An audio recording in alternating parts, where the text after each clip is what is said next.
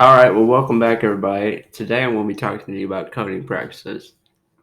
We're not actually going to be writing any code yet for the Pizza Shop app because we need to do a little bit of thinking ahead before we get started with that. So I'm going to be talking to you about some best practices to really avoid a bunch of headache later on when you're coding just about anything.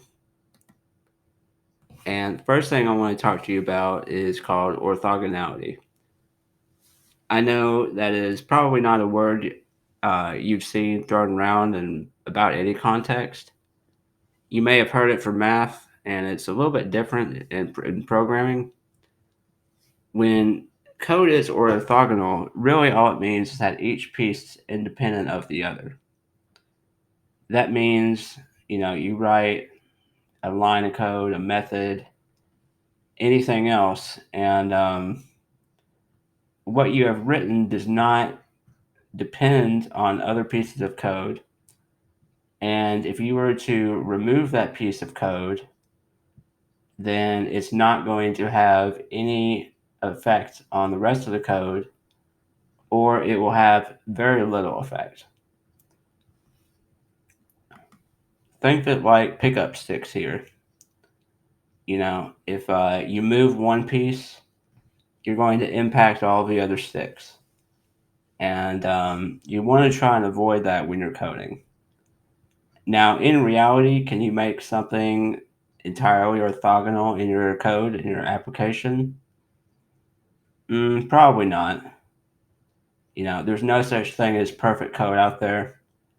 But this is really something you want to try and keep in mind because, you know, if you have an application that in the end looks something like this pickup sticks in terms of dependency and things impacting each other, every time something breaks or any time something has to be changed, well, suddenly you have, a million other places that you also need to make the same change or something different just to try and get everything working together again.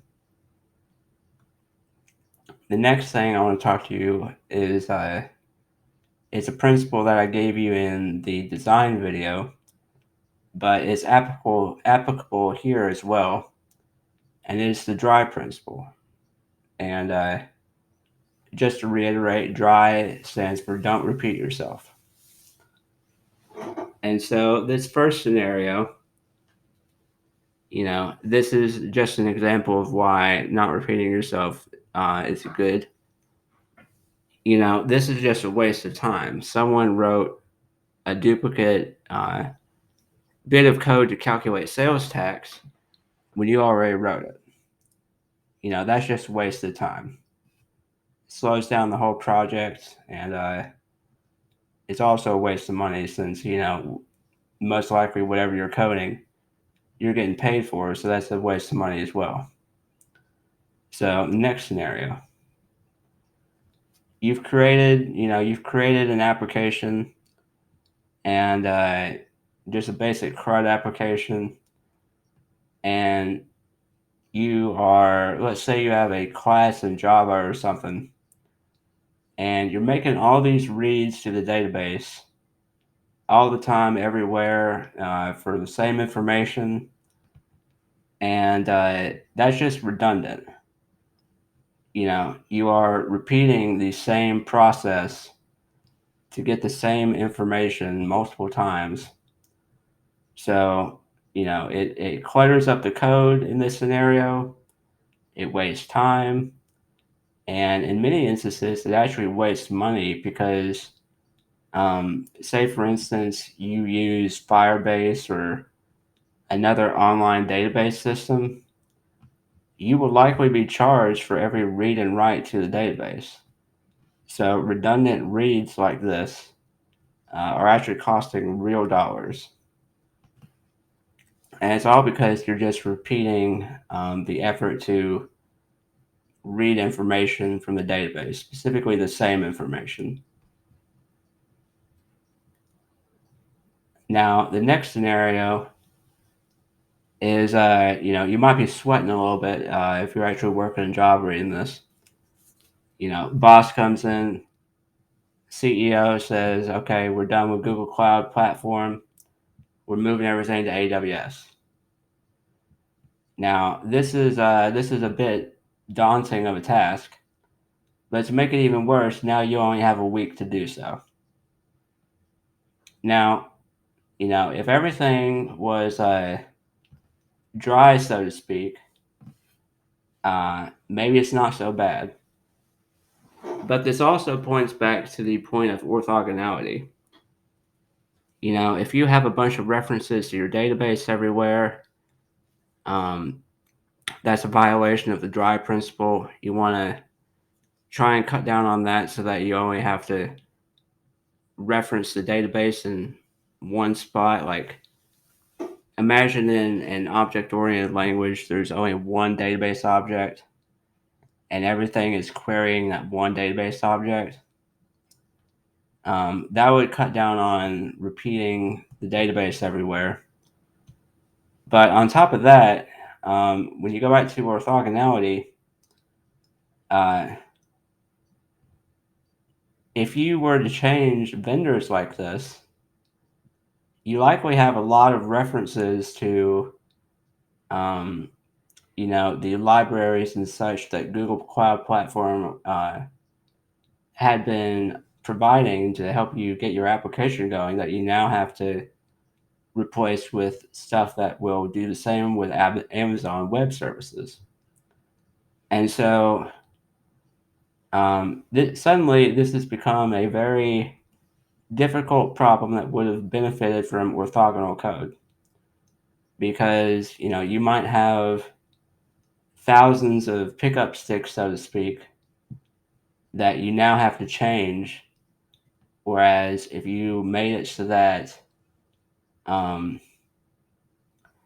each individual piece of code that you wrote was independent and only did one job by itself, maybe you wouldn't have so many places to update things to accommodate the new change to Amazon Web Services. And the next thing I want to talk to you about is pseudocode. This is adjacent to code. If you write pseudocode into a program, it won't really do anything. It's just really written in kind of a mixture of plain language as well as the programming language. Whenever you do it, you want to stop, you want to think of the requirements, and you want to plan what you're supposed to be writing. What is this specific piece of code that you're writing supposed to be doing? You want to try and go and just write out a little plan of what it's supposed to do before you get going writing, and that will help you to avoid wandering into the weeds and getting lost in places that really have no relevance to the task at hand. And this is most likely going to be accomplished through the use of comments in your code. And comments are just they're text you'll write inside of your programming where you'll write your code, but the computer will know to ignore the comments that you write because they are comments and not actual code. And whatever language you're using will probably have the ability to use comments. And so, yeah, the two things I would really just urge you to get out of this video, if you didn't get anything else, is you want to remember orthogonal code. Try and write your code in a way such that each piece of code that you write is not dependent on or impacts as little pieces of code as you can get away with. In reality, like I said, you can't get perfect orthogonality because, a completely independent piece of code that just sits there by itself, that's not actually doing anything or is useful. So it'll have to be used somewhere. But again, just try and keep that in mind.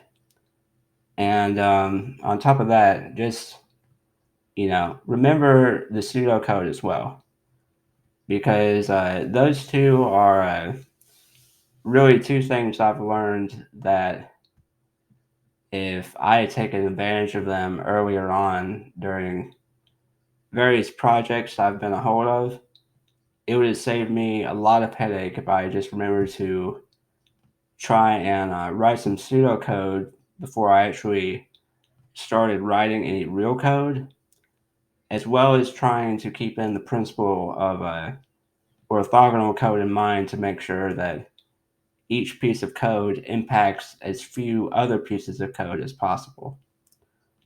So this should give you some good groundwork to move forward and hopefully, get started with your application that you're writing.